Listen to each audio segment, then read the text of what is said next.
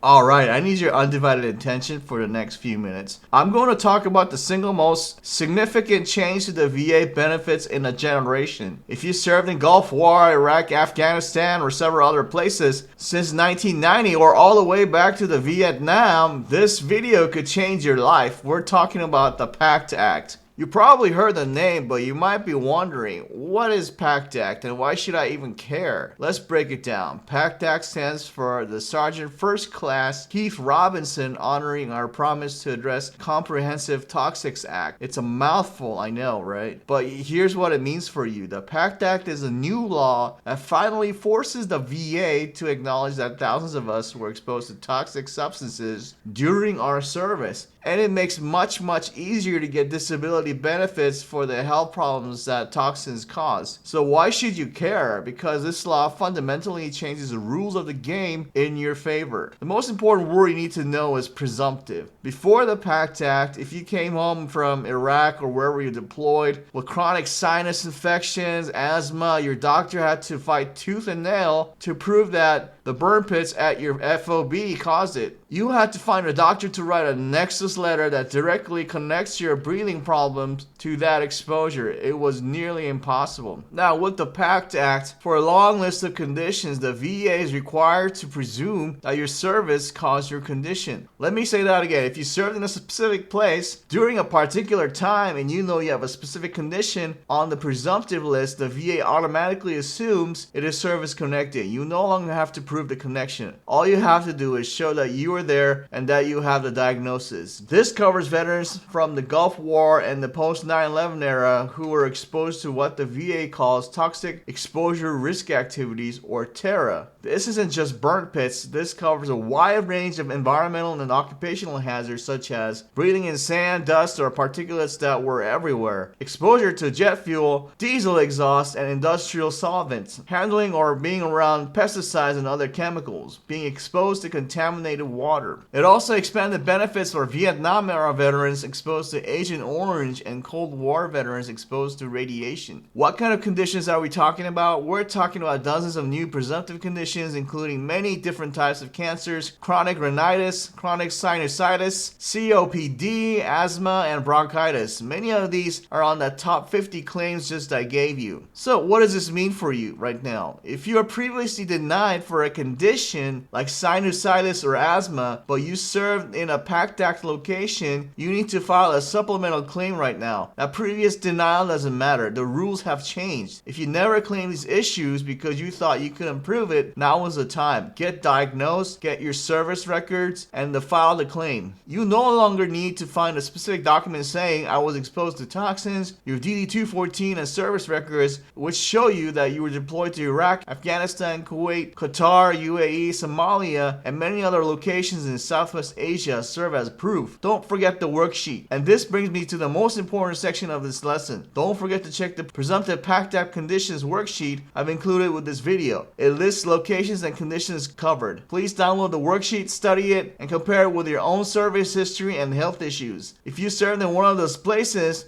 and you have one of these conditions, you need to add it to your master brainstorming worksheet immediately. This isn't like other claims. This is the fast lane. This is the opportunity you've been waiting for. These are the claims you can file right now to get paid. This is a promise our country is finally keeping.